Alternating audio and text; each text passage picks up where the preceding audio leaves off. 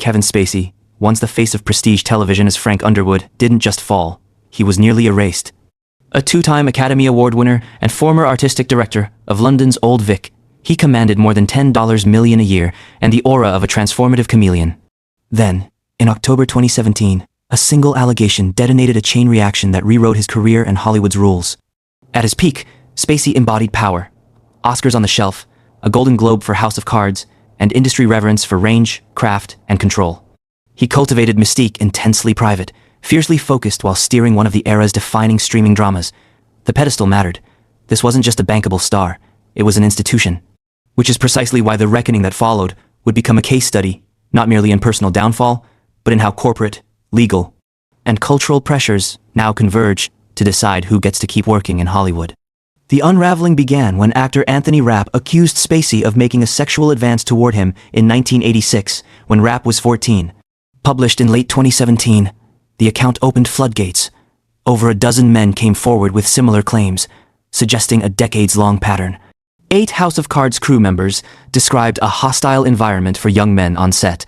The docuseries Spacey Unmasked later surfaced additional allegations, including groping during his Old Vic tenure, with one production assistant calling the behavior common knowledge. Personal backstory entered the narrative. Spacey's brother described their father as a neo-Nazi and sexual abuser claims. Spacey acknowledged, citing childhood trauma as context for his lifelong secrecy and delayed coming out. But the attempt to pair an apology with a public declaration of sexuality ignited a new backlash from LGBTQ+ voices, who condemned the timing as a manipulative conflation rather than accountability. Courtrooms would not define the turning point studios, and spreadsheets would. An arbitrator ruled in 2020 that Spacey violated sexual harassment policies on House of Cards, ordering him to pay $31 million to MRC. Netflix terminated his contract, halted production, rewrote the season, and shortened the series. He was dropped by his talent agency and publicist, lost an International Emmy Founders Award, and saw Ridley Scott reshoot All the Money in the World, replacing him with Christopher Plummer at considerable cost. Then came Spacey's own miscalculation. Cryptic YouTube dispatches titled "Let Me Be Frank," delivered in the voice and menace of Underwood. Instead of contrition, audiences saw provocation, an eerie blur between character and accused man that hardened perceptions of denial and detachment. The spectacle crystallized a modern verdict. Legal outcomes might be pending, but the professional sentence levied by brands, platforms, and insurers had already been handed down. In court, Spacey avoided criminal conviction on both sides of the Atlantic. A 2022 New York civil case ended in his favor, and a 2023 London trial acquitted him. Outside court, the industry's judgment was unforgiving. Work vanished. Money followed. By 2024, he said legal fees had devastated him, forcing the sale of his Baltimore home to stave off foreclosure. A tentative re-entry began. Small European productions, a Lifetime Achievement Honor from the Better World Fund at Cannes in 2025, and public endorsements from supporters like Sharon Stone and Liam Neeson signals, not guarantees, of reintegration. Spacey's story marks a threshold moment. In the streaming era, innocent in court can coexist with unemployable in practice. Corporate risk management, not just juries, now arbiters, careers, public sentiment, internal investigations, and brand safety can outweigh acquittals. His case draws a line Hollywood recognizes all too well. Legal innocence is not the same as professional redemption and forces the question of what true return would require. Armie Hammer. Armie Hammer's downfall was unlike any other surreal, grotesque, and meme-fueled. The Hollywood prince with aristocratic charm, best known for The Social Network and Call Me By Your Name, went from rising star to cultural punchline almost overnight. In 2021, leaked messages allegedly revealed fantasies of domination, bloodlust, and even cannibalism. What began as whispers of kink spiraled into a scandal so bizarre it destroyed his career. Born into wealth, the great-grandson of oil magnate Armie Hammer, Armie seemed destined for a golden career. Tall, handsome, and charismatic, he landed breakout roles. The Winklevoss twins in The Social Network, 2010. Then Oliver in Call Me By Your Name, 2017. Cementing him as a bankable leading man and queer cinema icon. Groomed for prestige, Hammer cultivated the image of an all-American star, wealthy lineage, clean-cut looks, and a trajectory aimed squarely at superstardom. But that pristine exterior masked darker allegations waiting to explode. In January 2021, an anonymous Instagram account began posting screenshots of Hammer's alleged private messages. They described graphic fantasies, rape, play, blood rituals, even cannibalism. "I am 100% a cannibal," one message read. At first, the internet laughed, dismissing it as a hoax. Then, ex-partners stepped forward. Courtney Vucekovich described psychological manipulation so severe she sought therapy for PTSD. Paige Lorenz claimed he carved his initials into her skin. The most serious allegation came from Effie, who accused Hammer of raping her in 2017, sparking a full LAPD investigation. Suddenly, what had seemed like lurid gossip turned into a harrowing picture of coercion, abuse, and violence. Hammer denied the claims, insisting his relationships were consensual, but the sheer volume and sensational nature of the accusations turned him from golden boy to tabloid monster almost instantly. The fallout was brutal and immediate. Within weeks, Hammer's career collapsed. He was dropped by WME, his agency, and his longtime publicist. He was fired or forced out of nearly every project on his slate. Shotgun Wedding with Jennifer Lopez, Paramount Plus The Offer, and the Broadway play The Minutes. In Ridley Scott's Next Goal Wins, his role was reshot entirely with Will Arnett. Financial ruin followed. Hammer was cut off from family wealth, and tabloids published photos of him working as a timeshare salesman in the Cayman Islands. By 2023, his fortune had plummeted from millions to near bankruptcy. Then came the legal twist. In May that year, Los Angeles prosecutors declined to pursue charges for lack of sufficient evidence. Hammer leaned into damage control, launching a podcast, reframing his narrative around trauma, claiming he was molested as a teenager, and painting his extreme desires as misunderstood explorations of consent. It was a desperate attempt to shift the story from predator to damaged survivor. The cannibalism memes, ironically, saved him from total erasure. They made the scandal luridly comedic, overshadowing the graver rape allegation. By turning into a meme, Hammer's story became easier for the public to consume, even as the accusations were devastating. His comeback strategy has been cautious. Small independent films, carefully curated interviews, a podcast designed to humanize him, but the mainstream remains closed. Studios view him as radioactive, not because of convictions, but because of optics. His name is now shorthand for Hollywood scandal in the age of viral spectacle. Hammer's saga illustrates a new dimension of blacklisting. Guilt mattered less than optics. He wasn't convicted, yet his reputation became too toxic for major studios to risk. The cannibal narrative, half horror, half meme, showed how digital culture can amplify scandal into career death. His story proves that in modern Hollywood, perception can be more lethal than evidence. Monique, Oscar winner, comedian, firebrand, wasn't cast out by scandal or crime. She was blacklisted for something more radical, saying no. After her ferocious turn in Precious, 2009, earned her the Academy Award for Best Supporting Actress, she refused to play Hollywood's unspoken game. Declining to promote the film for free, she drew a label deadlier than any lawsuit: difficult. And in Hollywood, that word can bury you. Raised in Baltimore, Monique carved her path through stand-up comedy, television, The Parkers, and eventually film. Her role as Mary in Precious shocked audiences, a mother both monstrous and unforgettable, securing her Oscar and cementing her as one of the most formidable actresses of her generation. But instead of celebrating, the industry demanded more. Unpaid festival tours, constant gratitude, and silent compliance. When she resisted, the backlash revealed an ugly truth that behind the glamour, Hollywood enforces its order not only through contracts, but through expectations, especially for black women. In the wake of Precious, Lionsgate, Oprah Winfrey, Tyler Perry, and Lee Daniels expected her to campaign tirelessly, jetting around the world to Cannes and beyond on her own dime. Monique refused, citing prior paid commitments. Her talk show, comedy tours, her family. She had delivered the performance and fulfilled the contract. Wasn't that enough? Apparently not.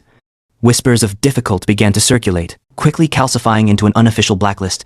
For Monique, this wasn't just about a press junket. It was about equity. In interviews and onstage, she sharpened the point. Hollywood punishes black women who ask to be treated fairly. In her own words, she had been whiteballed by some blacks who had no balls, naming industry titans she felt betrayed her. The system wasn't reacting to arrogance. It was reacting to audacity. The audacity of a black woman refusing to labor for free. The controversy might have ended there, an Oscar winner fading into smaller roles. But in 2017, Netflix offered Monique just $500,000 for a one-hour comedy special. To the public, that number might seem generous. To Monique, it was insult. Dave Chappelle and Chris Rock had signed $20 million deals. Amy Schumer negotiated $13 million. Why was her value set at less than 5% of Schumer's range? Monique called it what she saw: systemic bias, racial and gender discrimination. She urged fans to boycott Netflix, sparking debate across media. Critics accused her of ego. She countered with facts. Then came the lawsuit. Filed in 2019, It alleged retaliation and discrimination. Against the odds, a federal judge allowed it to proceed. By 2022, Netflix settled quietly, but significantly. Months later, the same company released My Name is Monique, a Netflix original special. The circle had turned. The studio that once lowballed her was now paying to amplify her voice. Monique emerged not just vindicated, but victorious. Lee Daniels, after years of silence, issued a public apology and cast her in his Netflix horror project, The Deliverance. Tyler Perry and Oprah Winfrey, however, remained unresolved fractures in her story, reminders that reconciliation in Hollywood often stops short of full repair. Still, her legal battle, media strategy, and sheer persistence made her a rarity, a performer who forced the system to backtrack. The industry may not like her methods, but she re-entered on her own terms, not by compromise, but by confrontation. Monique's saga is less about one actress than about a system. She exposed the unwritten rules: be grateful, stay quiet, work for free when asked. By refusing, she demonstrated the price of defiance and also the possibility of survival.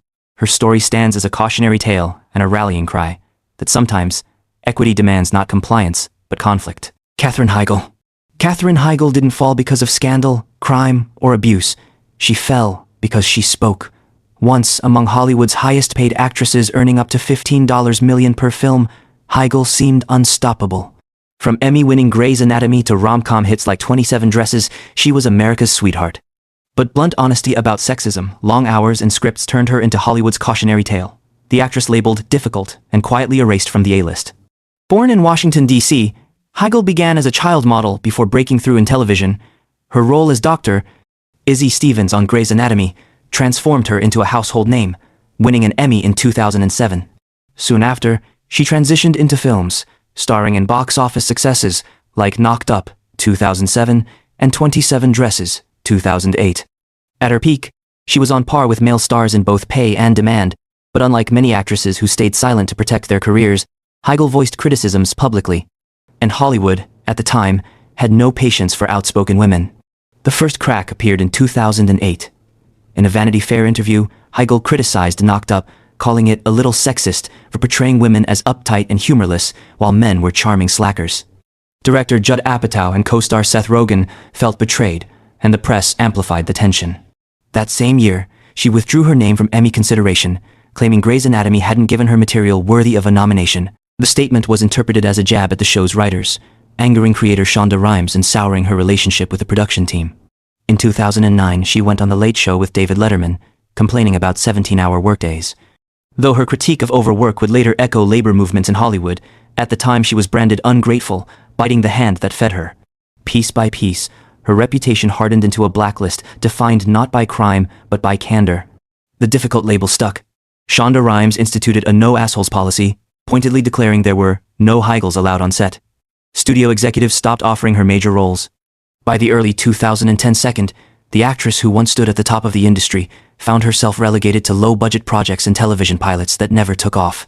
Her career didn't collapse with a single scandal, it eroded through perception. The industry that once celebrated her was now punishing her for speaking truths ahead of their time, about sexism in comedy, about grueling television schedules, about the lack of respect given to actresses. Ironically, years later, her words would be reframed as prophetic, but at the height of her career, timing was everything. Heigl had said the right things too soon, too bluntly, and Hollywood decided it would rather silence her than confront the issues she raised. For nearly a decade, Heigl's career existed in a limbo of forgettable projects. But cultural tides shifted. By the 2022, conversations about labor, exploitation, and sexism in Hollywood became mainstream. In 2021, co-star Ellen Pompeo publicly defended Heigl, saying she was 100% right about working conditions. That same year, Netflix's Firefly Lane gave Heigl a comeback vehicle. As both lead actress and executive producer, she reminded audiences of her range, proving she could still command a screen and steer a project with maturity. Slowly, her reputation began to be reassessed. Heigl's story demonstrates how Hollywood's blacklist can hinge on timing as much as behavior. Speaking uncomfortable truths once branded her ungrateful. Today, those same truths are industry talking points. Her trajectory proves that sometimes survival isn't about reinvention, it's about waiting for the culture to catch up. She was punished for candor, but her return suggests honesty may eventually find vindication. Cuba Gooding Jr. Cuba Gooding Jr. shouted, "Show me the money," in Jerry Maguire and won an Oscar. For a moment, he was untouchable. But Hollywood careers don't die only from one scandal. They can erode slowly, allegation by allegation, until no one will pick up the phone. Gooding's downfall wasn't sudden fire. It was a slow fade into a blacklist, defined by repetition, whispers, and finally, headlines. Gooding rose fast in the 1992nd. After supporting roles in Boys in the Hood and A Few Good Men, his exuberant turn as Rod Tidwell in Jerry Maguire earned him an Academy Award in 1997. He seemed destined for a career of prestige and stardom. Instead, the years after his Oscar were filled with a mix of commercial misfires, Boat Trip, Snow Dogs, and low-budget projects. By the late 2010, his star was dimming. What came next wasn't one catastrophic scandal, but a flood of accusations that compounded the decline into something irreversible. In 2019, Gooding was arrested in New York for allegedly groping a woman at a rooftop bar. What might have seemed like an isolated charge soon expanded into dozens. Over 30 women eventually came forward, recounting stories of unwanted touching, forcible kissing, and groping, often in public places like clubs and restaurants. The portrait painted was less of a one-off mistake than a long-standing pattern. Criminal complaints focused on 3 cases, while one civil lawsuit alleged rape in 2013. A federal judge allowed testimony from other women to establish a pattern, heightening the stakes. Though Gooding denied the most serious claims, the legal cloud surrounding him grew darker. Even before verdicts, Hollywood had already responded. Studios backed away, insurers refused coverage, and projects evaporated. His career, already weakened by poor choices, now collapsed under the weight of accumulated misconduct. In April 2022, Gooding reached a plea deal, guilty to 1 misdemeanor count of forcible touching. In exchange, he avoided jail time if he completed counseling and stayed out of trouble. By technicality, his record was later reduced to a non-criminal violation, but the bigger bombshell came in the civil suit. A woman identified as Jane Doe accused him of rape in a Manhattan hotel room. The judge's decision to allow multiple women to testify underscored a pattern, not an anomaly. Just before trial in 2023, Gooding quietly settled the case. The undisclosed payout spared him from a courtroom spectacle, but cemented his public image. Guilty or not, he was a man studios could no longer touch. By 2024, additional lawsuits linked him to cases involving music mogul Sean Diddy Combs, ensuring his name stayed in the headlines for all the wrong reasons. His blacklist status was complete, reinforced not by one scandal, but by volume. The avalanche of accusations left Gooding radioactive in mainstream Hollywood. He turned instead to faith-based projects, a refuge for some fallen stars. In 2024, he headlined The Firing Squad, a Christian film, even leading an altar call at its premiere. The pivot framed him as a man seeking redemption through religion, not celebrity. Yet the scale of accusations over 30 women makes full rehabilitation in mainstream entertainment unlikely. His attempts to reframe his story as spiritual transformation may resonate in niche markets, but for studios, his name carries more liability than value. Cuba Gooding Jr.'s story shows how careers can die from accumulation rather than explosion.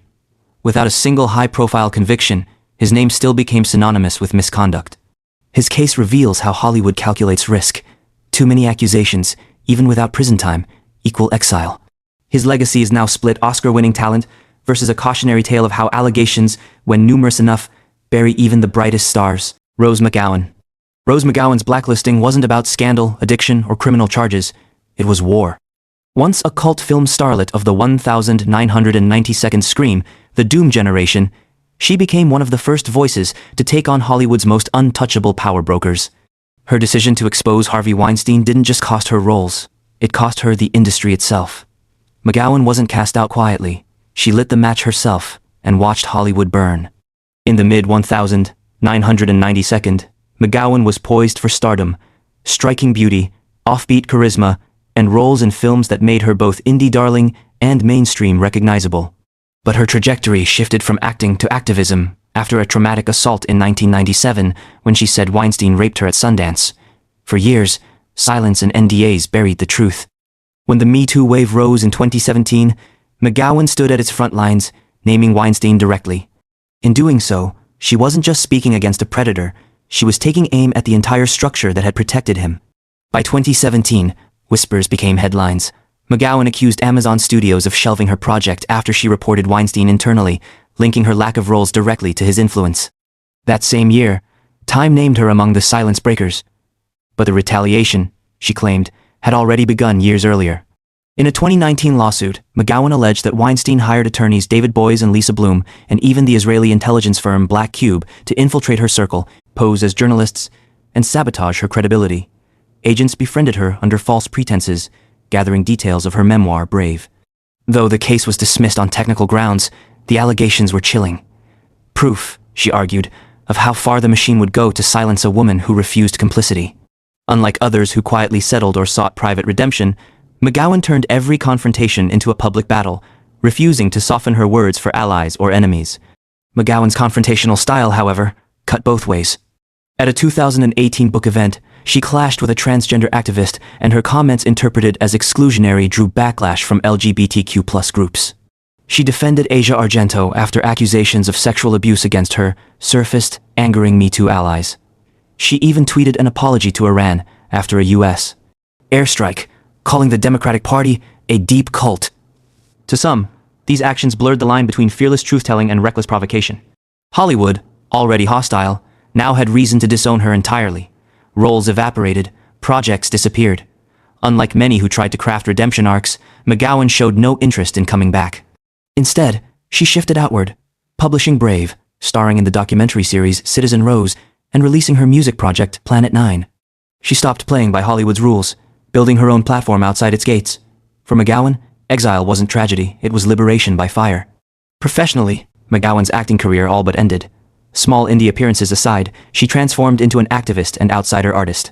Personally, she became both icon and pariah, applauded as a whistleblower, criticized as a provocateur. The very industry that claimed to celebrate her bravery had no space for her anymore. But her exile was not passive. It was chosen.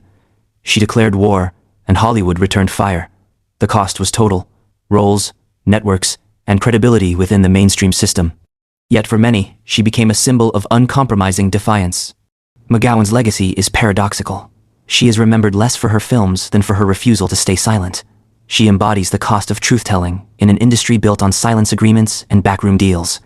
Her exile shows what happens when you don't just resist Hollywood, you attack it head-on. She didn't get blacklisted, she blacklisted herself, and in doing so, changed the conversation forever. Mel Gibson. Mel Gibson, action hero, Oscar-winning director, and once one of the most bankable stars on earth, didn't just stumble. He detonated his career with his own words so ugly they echoed worldwide. From Mad Max to Braveheart, he was Hollywood royalty. But a drunk driving arrest in 2006 and a series of racist, misogynistic tirades turned him from icon to pariah, proving even legends can be exiled. In the 1982nd and 92nd, Gibson was untouchable. The Lethal Weapon franchise made him a global action star, and Braveheart, 1995, earned him Oscars for Best Director and Best Picture. He had the rare combination of box office draw and critical acclaim. By 2004, his self-financed The Passion of the Christ grossed over $600 million, cementing him as a powerhouse who could bypass studios entirely. Wealthy, influential, and celebrated, he seemed immune to Hollywood politics. But when the cracks appeared, they weren't subtle, they were explosions broadcast across the world. The unraveling began in July 2006, when Gibson was arrested for drunk driving in Malibu. The arresting officer's report revealed an anti-Semitic tirade. The Jews are responsible for all the wars in the world. The fallout was immediate. Jewish organizations condemned him. ABC canceled a planned miniseries. Then came 2010. Leaked tapes of Gibson screaming at ex-girlfriend Oksana Grigorieva. On the recordings, he hurled racial slurs, told her she looked like a pig in heat, and warned, "If you get raped by a pack of N-words, it will be your fault." Hollywood recoiled. His agency dropped him. Studios distanced themselves. Gibson's reputation wasn't tarnished, it was scorched. What made it worse was his family context. His father, Hutton Gibson, was a Holocaust denier, casting a shadow over Mel's attempts at apology. For many, his behavior wasn't a one-off but part of a disturbing lineage of hate. The tapes cemented his exile. Unlike other scandals, this wasn't speculation. It was his voice, his rage, undeniable. For years, Gibson became cinematic poison, relegated to small-budget thrillers or villain cameos. No major studio wanted to gamble on him. Yet his immense wealth insulated him. Despite a $400 a million divorce settlement, he could finance his own projects. Then, in 2011, Robert Downey Jr. himself, a former pariah, publicly urged Hollywood to forgive Gibson. It planted a seed. By 2016, he directed Hacksaw Ridge, a World War II epic that earned 6 Oscar nominations, including Best Director. The Academy, that had once shunned him, was now applauding again. His comeback stunned the industry. A man once thought untouchable for all the wrong reasons was being embraced, not quietly, but at the highest level of awards prestige. The Gibson rule was born. Time, talent, and control over your own financing could bend even the harshest blacklist. Today, Gibson remains polarizing. To some, his rehabilitation proves Hollywood's selective amnesia, that money and box office potential matter more than hate-filled words. To others, his return illustrates genuine contrition and the enduring power of artistry. What cannot be denied is that he forced the industry to reveal its double standard. While sexual or physical misconduct remains career-ending, hateful speech, even on tape, can eventually be forgiven if profits are at stake. Gibson may never fully shed the stain, but he no longer lives in exile. Mel Gibson's story exposes Hollywood's hierarchy of sins. Words, however vile, are forgivable when paired with blockbuster success. His case shows that redemption in Hollywood isn't purely about morality. It's about leverage, wealth, and the ability to deliver results. For some, his return is proof of resilience. For others, it's proof that true accountability in Hollywood is still negotiable. Shia LaBeouf. Shia LaBeouf's fall wasn't a single scandal. It was a long, chaotic implosion. From Disney Channel prodigy to star of Transformers and acclaimed war drama Fury, he seemed destined for Hollywood's upper tier. But behind the talent lay volatility. Arrests, public breakdowns, disturbing allegations. His career became less a straight line than a demolition derby, where art, addiction, and abuse collided in front of the world. Born in Los Angeles, LaBeouf first found fame on Disney's Even Stevens, parlaying his boyish charm into blockbusters like Transformers. Soon he was cast in prestige projects like Fury and indie darlings like American Honey, earning praise as a raw, fearless performer. But Hollywood quickly learned the risk of his intensity. His artistic ambition often spilled into provocation, plagiarism scandals, bizarre performance art, and a combustible off-screen persona that left studios wary.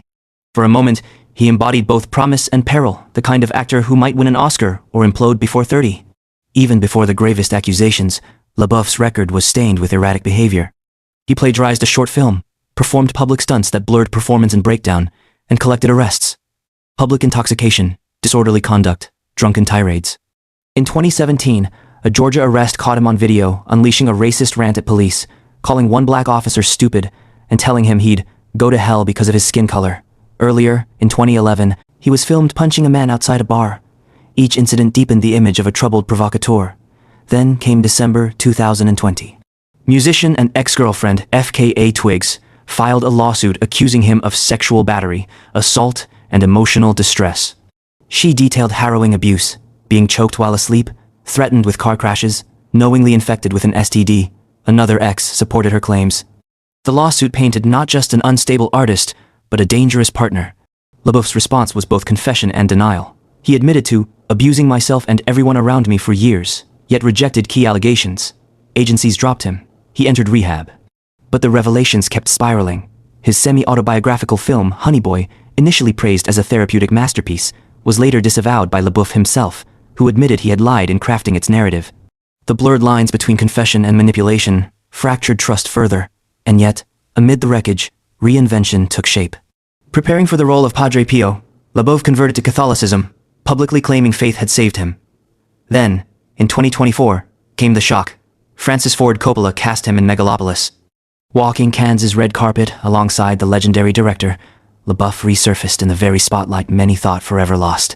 For critics, the casting was an outrage. For Coppola, it was artistic faith. The contradiction was stark. Serious accusations unsolved, but career resurrection underway. Despite lawsuits and a damaged reputation, LaBeouf has never truly disappeared. Independent filmmakers value his intensity, while the myth of the tormented genius shields him from total exile. Studios still tread cautiously. His name carries liability, but elite endorsement, like Coppola's, grants him credibility that others accused of worse have never regained. The paradox is clear. The industry condemns him publicly yet accommodates him privately, allowing his career to limp forward in ways unimaginable for less artistically vital figures. His survival reveals the uncomfortable elasticity of Hollywood's so-called blacklist. Shia LaBeouf embodies the loophole. When talent is framed as tortured genius, allegations bend under the weight of artistic myth. His story questions Hollywood's double standard, why some disgraced actors vanish while others are shielded by narrative. For audiences, his career is no longer just about roles, but about whether art can or should excuse abuse. If you enjoyed this breakdown, make sure to hit that subscribe button. There's a lot more powerful stories, untold scandals, and hidden Hollywood truths coming your way. Don't miss what's next, because sometimes the most shocking stories are the ones the industry tries hardest to bury. Thanks for watching, and I'll see you in the next video.